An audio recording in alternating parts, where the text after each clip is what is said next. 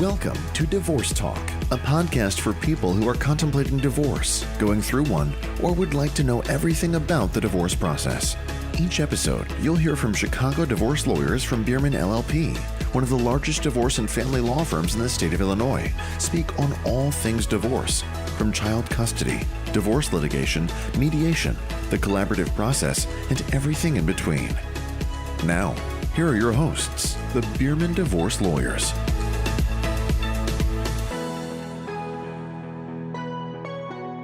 Hi, I'm Sandra Napoli-Diarco, and I'm here today with Katie Michelson and Karen Page, divorce and family law lawyers at Beerman. Today we're speaking about co-parenting. So before we get into the subject, I'd like to turn it over to Katie and Karen so they can tell us a little bit about themselves. Katie? Well, my name is Katie Michelson. I'm a partner here at Beerman. I've been with the firm for 14 years. I started here as a law clerk, and now I'm a partner. I have been practicing exclusively in family law for the 14 years that I've been licensed. And I grew up in Chicago in the northern suburbs in Glencoe, went to New Trier, went to the University of Michigan, and got my degree at Chicago Kent. But now I live downtown. I live with my husband and two kids in Roscoe Village. And I am an avid Michigan fan, and but I enjoy being in Chicago. So, Thank you. Okay. I'm Karen Page. I've been with Beerman for about 2 years now. I practiced in Los Angeles County from 1996 till 2006 when I moved back here with my ex-husband and two children. And I'm divorced now. I've been divorced for about 7 years. I practice primarily in the Bannockburn office. I do cases both representing litigants and handling cases on behalf of the children, primarily as a guardian ad litem appointed by the court. Primarily in Waukegan. I also serve as a parenting coordinator in Waukegan. A little bit more about me personally. I wanted to come back to the Midwest. I grew up in the Midwest. Also went to the University of Michigan. Also an avid Michigan fan. And my two children are also avid Michigan fans. I have two teenage children and live in Highland Park. So I live in Lake County and work primarily in Lake County and am a partner in the Bannockburn office. Thank you.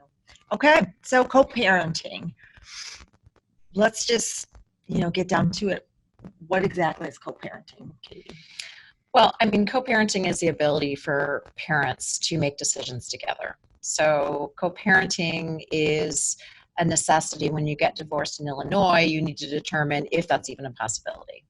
So parents, and they don't have to be just married, they don't have to be married, it can be unmarried parents. Part of having a court decide how decision making is handled is whether the two parents can actually make decisions together, or whether that they need to have one of them designated to make decisions. So the idea of co-parenting is somewhat of an umbrella concept which deals with can it happen? Can co-parenting happen? And what is it for? And it's really for making decisions for their children. So from a layperson's standpoint, typically or traditionally, isn't the parent who has custody of the children the person who's making the decisions on behalf of the children? So the answer really is no. At this point in Illinois, the statute has changed and we no longer use the term custody.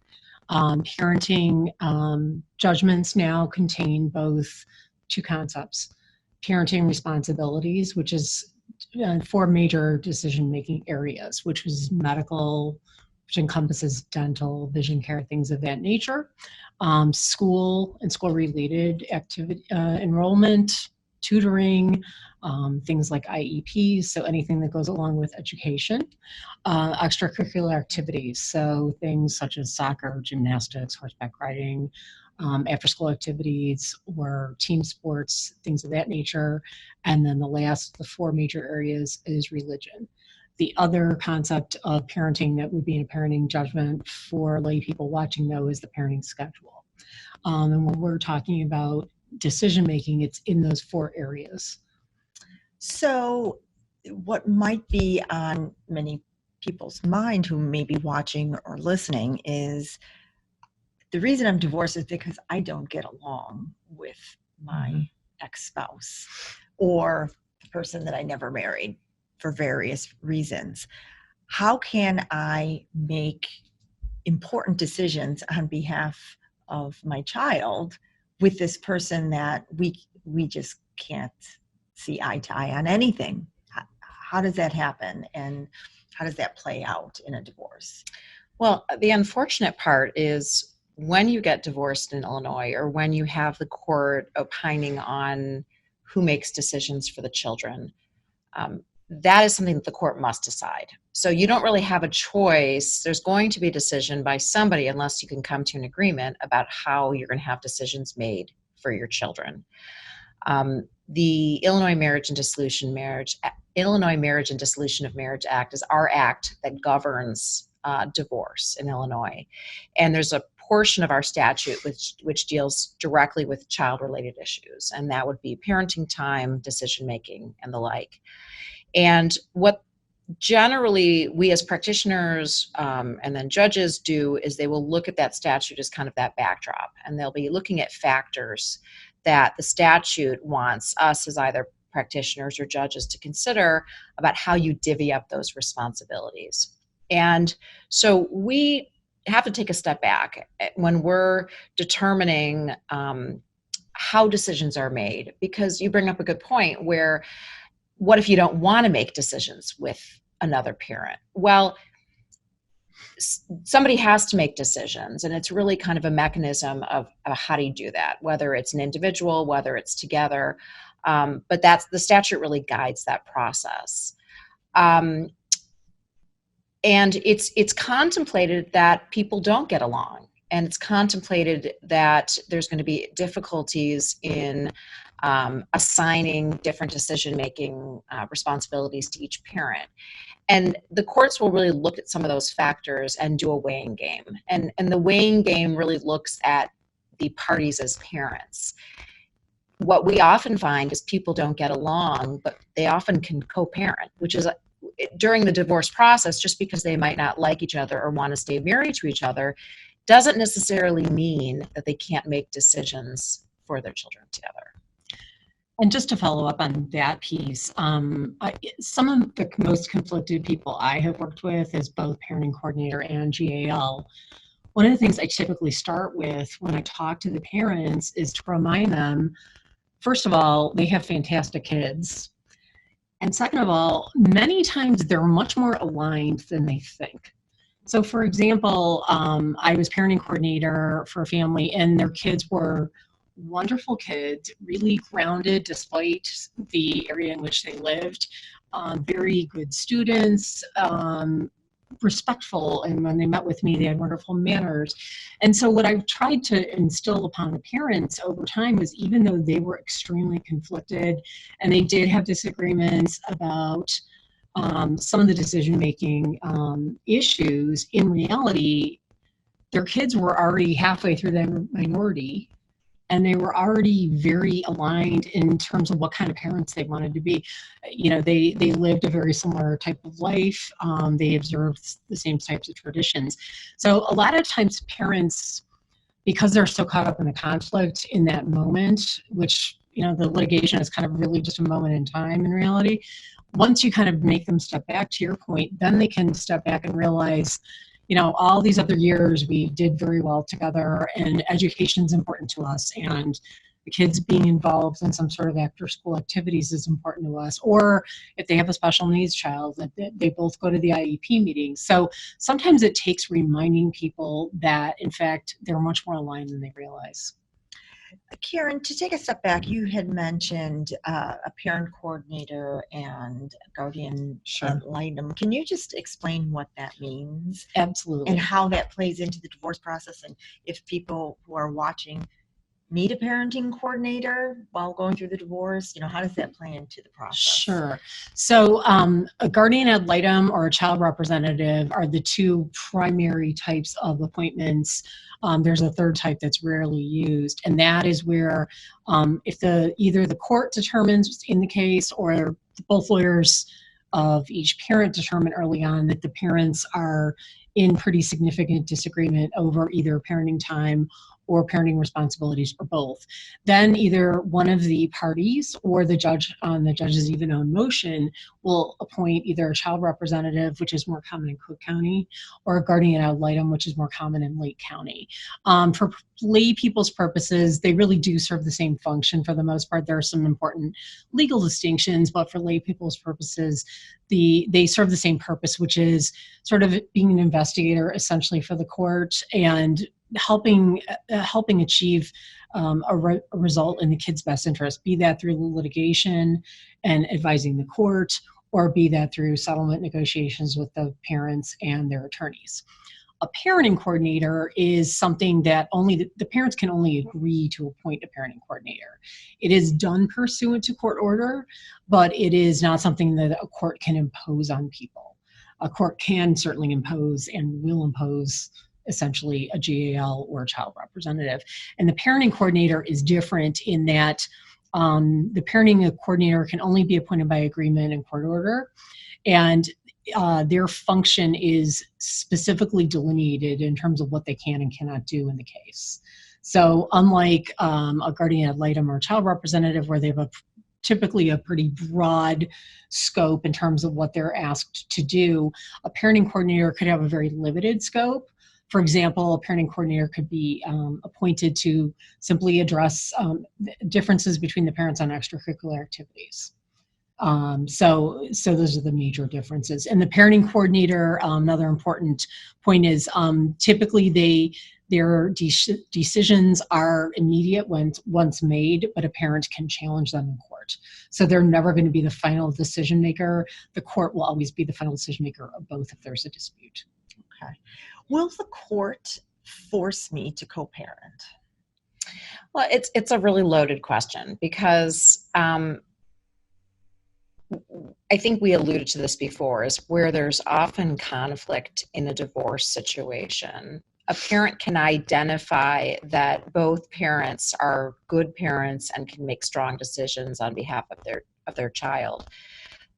What the court might do is give them the tools that allow them to co-parent. So much of what Karen was talking about for tools such as an intermediary, like a parenting coordinator or a mediator, and provide a third-party neutral who might be able to, either a mediator who would be a third-party neutral who would not require somebody to make a decision, or a parenting coordinator, which is much more of an individual with teeth that makes those decisions, but a parent can later challenge. So generally, absent a parent really having something significantly affecting their ability to make decisions for a child, or acting in a manner that endangers a child, a court is going to err on the side that each parent should have a role in a child's life. So, from a perspective of, again, a litigant might have a different perspective of what their spouse or partner is like, but a court is looking at it always from the best interest of a child. So it's generally considered, absent proof otherwise, the best interest of the child that both parents have some kind of say in decisions that are made for a child. Now, like I mentioned and I alluded to before, though, that's not always how it is. There's conflict between parents, and sometimes parents need that third party that helps them come to that solution. But something to hit on what Karen said before is that, in addition to the fact that there's a lot of common ground between people, which doesn't make that conflict so pronounced, a lot of those decisions, especially with older children, have already been made. So people tend to forget in those four major areas that Karen referred to. If I have a 13-year-old and a 15-year-old, I already know where they're going to school. So the decision to make regarding school is really pretty much done. Those same children might be involved in extracurricular activities and have been so for years. So again, they've been historically participating. Same thing with a pediatrician. They've been seeing the same pediatrician. So generally those, for purposes of what decision making is looked at under the statute of being those major decisions, those are generally already made.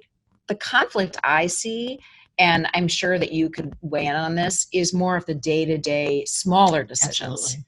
Those smaller decisions are actually at times more contentious than the major decisions that the court has to assign from one parent to the other. Could you give me an example?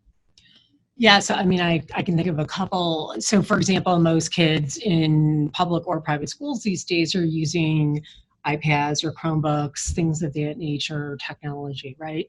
And I've seen multiple cases where there's conflict between the parents about who forgot to charge the Chromebook, or who's not making sure the child, the homework got completed and submitted online. Or for example, if a child, this is what I talk to parents a lot about living in close proximity to each other. A kid may be very forgetful. Kid may have ADHD and leave their Chromebook at school or the other parent's house.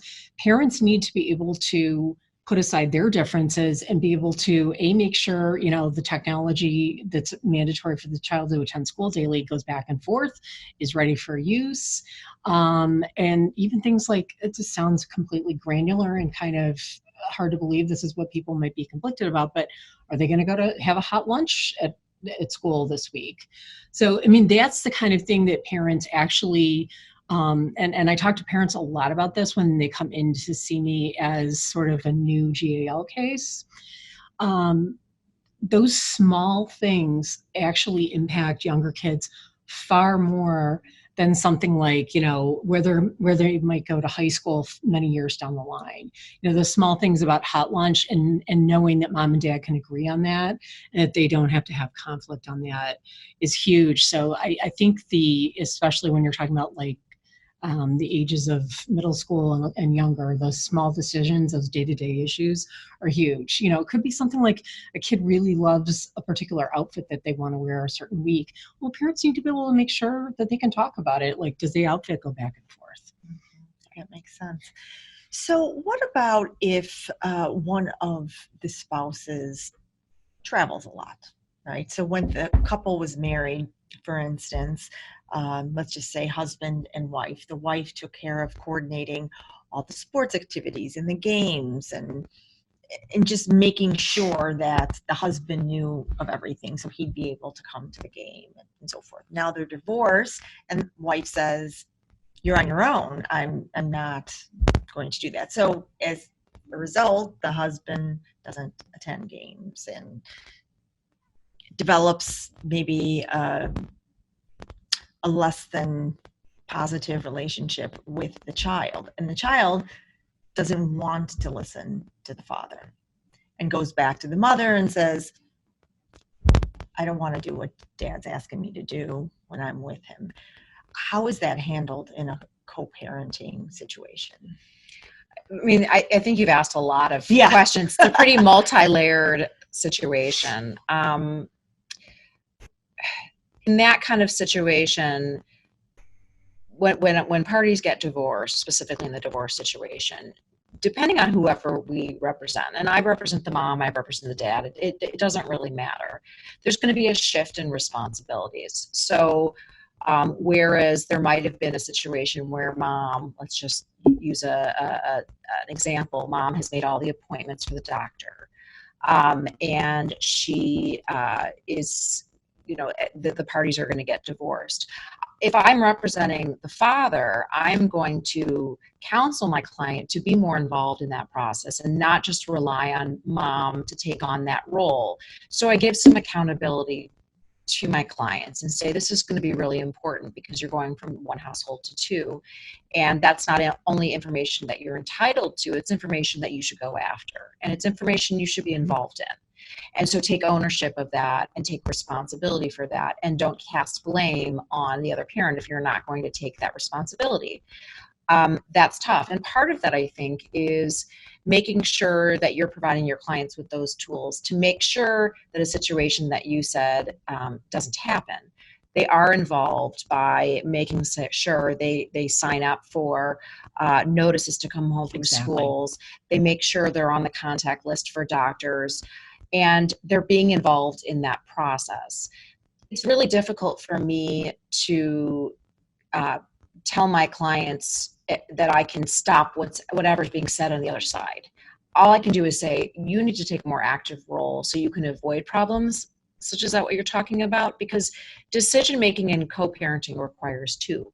It requires both parents being involved, parents, whether you're traveling or whether you're not. And you're right. I think that marriages are a certain way, and then when you get divorced, It becomes a different way. So there's an adjustment period. And I think we've talked about tools in the event of conflict. There's a lot of tools that can be used to actually coordinate that and make that better.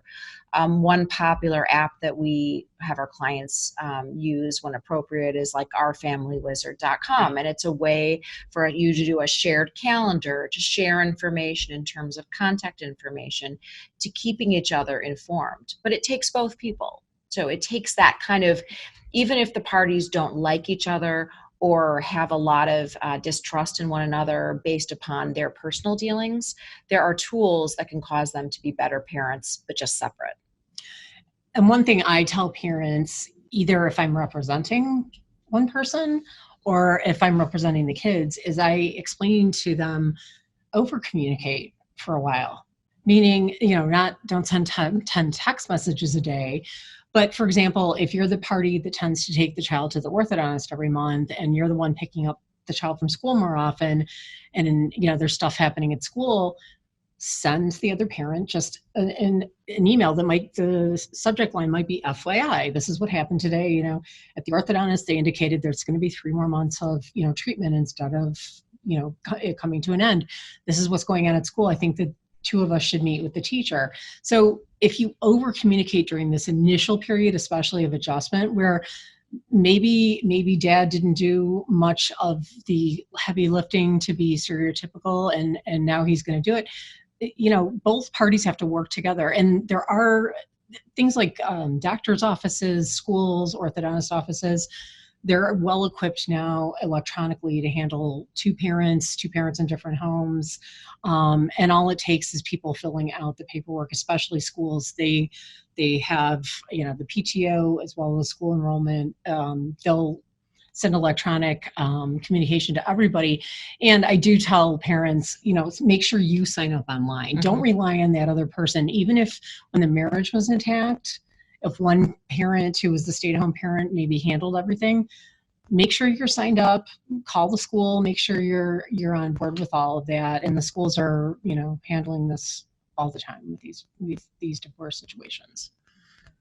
So let's talk a moment about, and you had touched on this a little earlier on, about co-parenting and the court making decisions unless it's a danger to the children.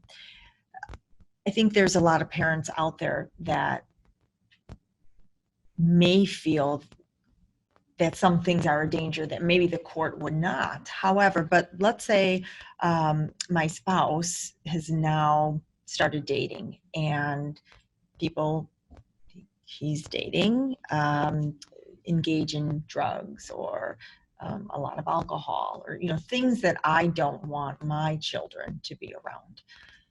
But we have to co-parent, and that influences his co-parenting abilities. How is that handled? I mean, if it truly is a dangerous situation, even if it's after there's a parenting judgment entered, if it's dangerous, if it's impacting the child's health, emotional or physical health, well-being, obviously you should see your attorney. The appropriate course of action might be to do potentially an emergency petition, obviously get a GAL or a child representative appointed or perhaps reappointed if there was one involved in the case previously. Again, because it's 2019, there are, for example, if alcohol overuse is an issue during a person's parenting time, there is a device called SoberLink that can make sure that can do alcohol testing. That does require a court order in coordination with the alcohol testing company. But if it truly is a danger, that's one thing. What we also see, as Katie can probably attest to too, is some people perhaps even exaggerating what's going on or being overly concerned because of the divorce, because they don't know what's going on in the other person's house. So, we really do as practitioners have to assess, is it something that the lifestyle is very different than the way the parties live during the marriage, but it's not harming the kids? Because, for example, if people have a 3-year-old child and the child's been put to bed and one party is having 3 or 4 glasses of wine, but they're perfectly able to function, that's one issue. If it's dangerous to the child, it's a very different issue. And it is oftentimes hard to determine without a lot of, deep conversations with the client exactly what's going on. And obviously, if we're not in the house, and none of us are, right, it's impossible to know that for sure. Yeah, it's hard. I mean, I think what is considered, we're all parents, so we know that we're very sensitive about what do we think our children are exposed to, and what's very personal is very different from what a court looks at. And you have to understand that when you go to court, a judge has hundreds of cases before it. So while it always will err on the side of caution, especially when it deals with children, it has factors that it has to look at. One of the big factors is whether this behavior is happening in front of the children. Exactly. If somebody in Karen's example is drinking while caring for the children, there can be an argument that would be made if that person is so inebriated and the child wakes up sick. How would that person drive the child to the hospital? And that could be a situation that would be worrisome. But the same judge might also say, well, I think that's overreacting. Nothing's happened before, and I don't have a precedent to say anything. The idea that something could happen is not enough for me to change something. I've had situations where I've represented spouses where the other spouse does have an issue with alcohol, and the judges have said to me, what they do on their own time when they don't have the children Absolutely. is their business. And that seems very, because you can't really be a half-time alcoholic if you've got an issue with alcohol, but there is somewhat of a limited ability for the courts to address some of those situations that don't directly happen in front of the children. And that's not always the best news for parents, because that's a very frightening concept, because as we all know, if you have an addiction, that doesn't just happen only on times you don't have your children. That being said, we work with our clients to then come up with something that could make them feel more comfortable. And what Karen referred to is SoberLink. There's also installing a BAID in somebody's vehicle, which is a BAID. It's basically a breathalyzer, right, that's installed in the vehicle that you blow into, and if there is a trace of alcohol at a certain level on your breath, the car won't start. So there are ways that you can address that, random urine screening tests. There's things that can be addressed that can be also done in a very private way that doesn't have to be known to the public. Those are things that ultimately could either come by agreement or have a judge order it. But again, every case is specific. Every case has different scenarios that we have to sit and analyze and say, okay, are those behaviors, we have to make a couple step analysis. Are those behaviors something that a court is going to find dangerous? If the court might not find dangerous, is there a way that we can then negotiate with the other side, avoid a judge altogether, but still come up with something that everybody feels safe, and most importantly, the children are safe? So we've kind of veered out of topic a little bit, but in that kind of situation, there's a lot of remedies, but again, we have to assess it on a case-by-case basis. So did you have something? No, and what I was going to add too is, just in these bigger picture, really conflicted families, ultimately, sometimes the best solution is some real serious therapy or a therapeutic team to be put in place to help parents learn how to communicate better. Yes. Because even if one person, for example, was allocated sole decision making, let's say they got their wish. And I had this conversation a couple times in the last couple of years with parents. the other person's still going to have parenting time. They're still going to be involved with the child. And so those granular issues that affect the child day to day, their school uniform perhaps, or special clothing or sports equipment, or, play dates, or going to birthday parties. Those are things that parents and so communication is just so key. And some litigants really need to be reminded of that time after time after time. And for the most conflicted parents, there are some therapists that really specialize and have special communication protocols that they work with parents on. And I have referred some parents to those practitioners to work on that, because some parents literally get to a point where they just can't communicate, and that needs to be front and center as their kids progress throughout their minority. So some people may be wondering, is that an additional cost that people need to cover, right? Because there's all these professionals that could help. At the same time, I'm sure that all costs money. Divorce is an expensive process. I mean, there's, it can be an expensive process. I mean, there's, but when you're considering what's at stake, you have to really weigh the expense, and then the safety, one, of your children, and then two, the ability to co-parent with another parent is essential, because you're going to be parents of these children for as long as you live. So it is never, it's never not a good idea to learn skills on how to co-parent with the other parent as long as they're going to be in that child's life. Because in a typical divorce where there's no children, you can divorce and you never have to see that person again. In this kind of situation, as what Karen said, is even if you had sole decision making and made those major decisions, the other parent's still going to be present. There's going to still be a presence of that parent. And children are sponges, and children they see if their parents are not getting along and can't co-parent. And they pick up on it. They can use it to their advantage. They can also be profoundly affected by it. And then they take that as their own experience. So going forward, that's how then they also see if their parents are not getting along. That's maybe how they will address things on a going forward basis. Yeah, and certainly there is a cost to everything. I mean, a parenting coordinator charges an hourly rate. A GAL or a child representative does as well. Obviously, therapists do. Yeah. And that's why, yes, it's something that has to be considered. But obviously, to Katie's point, you're not just parents through the time at which they graduate from high school.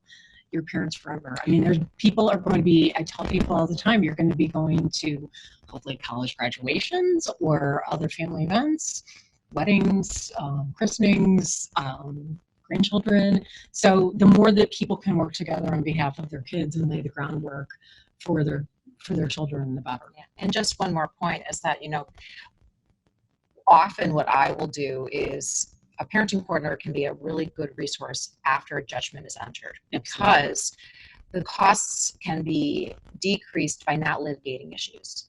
And so if you have a parenting coordinator who can resolve issues for you without going to court, you've drastically decreased the costs that you'd ultimately be spending. I only really use a parenting coordinator during cases that have not yet been settled where it's extremely contentious, because we as attorneys can go into court really at any time and file motions, argue with each other, and say, judge, this has to be ordered and this has to be ordered.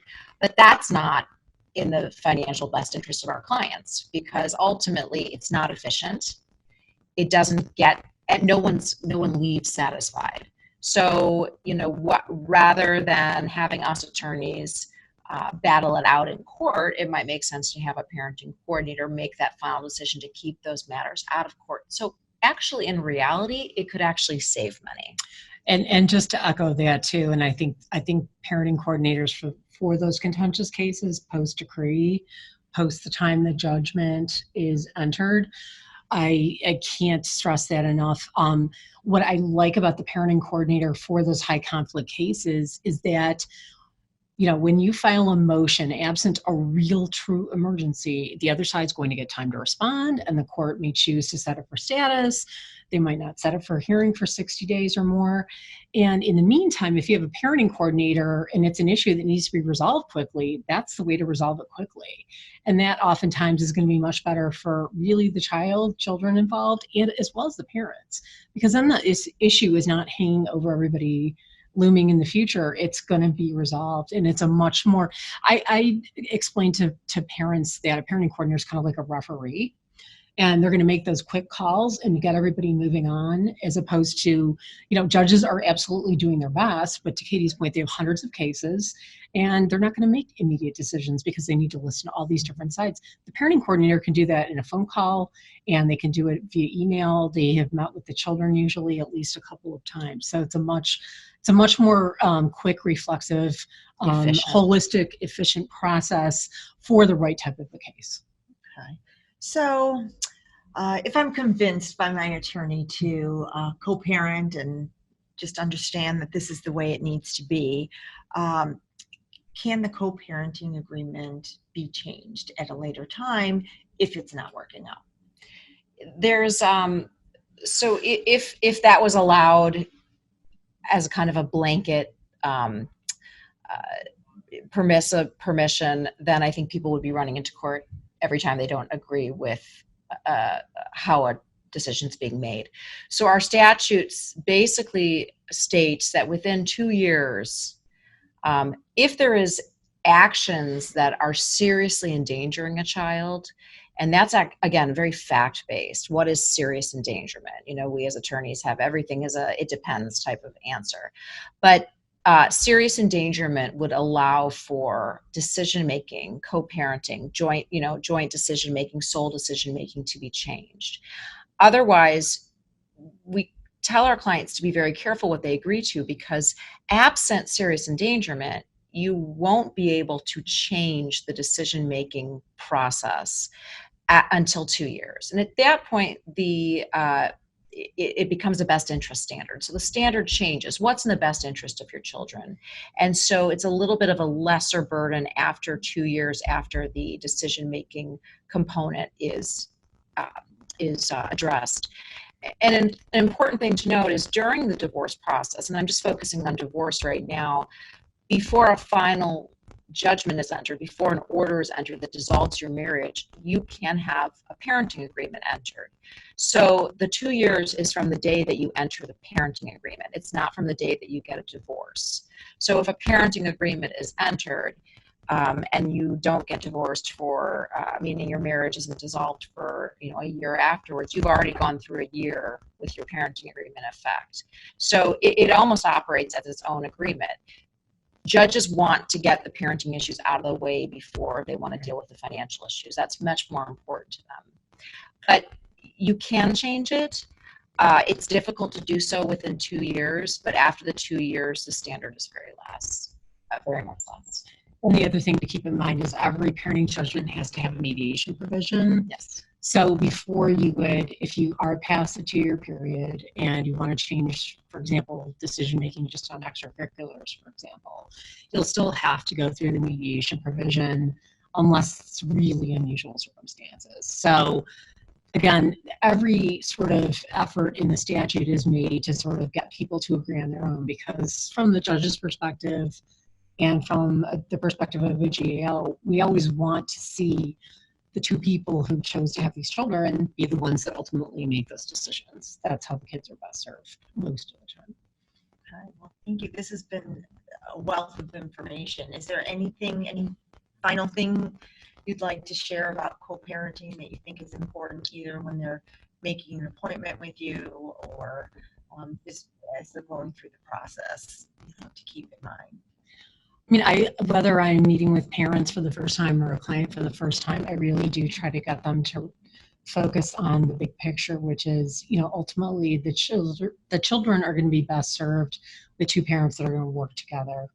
And getting through the case is going to be difficult, and there's going to be disagreements. There's going to be disagreements after the judgment's entered, but most people can do it. And when they can achieve that, the children are definitely best served.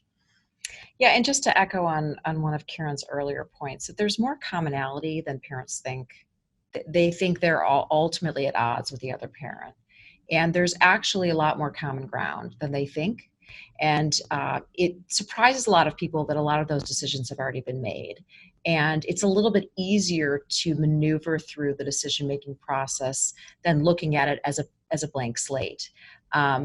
Unless you have a brand new child, which I would say most of our clients have children that are not newborns.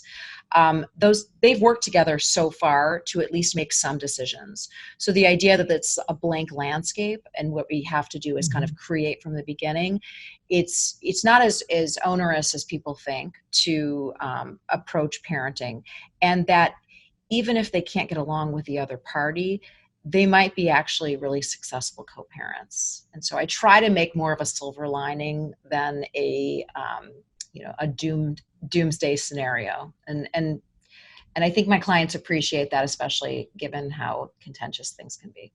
Absolutely. Well, thank you. If you'd like to get in touch with Katie Michelson or Karen Page, feel free to go on to Beermann's website, www.beermannlaw.com. You'll hear from Karen and you'll hear from Katie again on a different divorce topic. If you like what you heard and what you saw, feel free to share this on your social media pages. Please follow us on Facebook, like us on LinkedIn, and please subscribe to this podcast. Thank you. Thanks for joining us on this episode of Divorce Talk. Visit our website at www.beermannlaw.com, where you can subscribe to the show so you'll never have to miss a single one. Please also follow us on Facebook and LinkedIn and subscribe to our YouTube channel. If you found value in this show, we'd appreciate a rating. Be sure to tune in next time for another enlightening episode.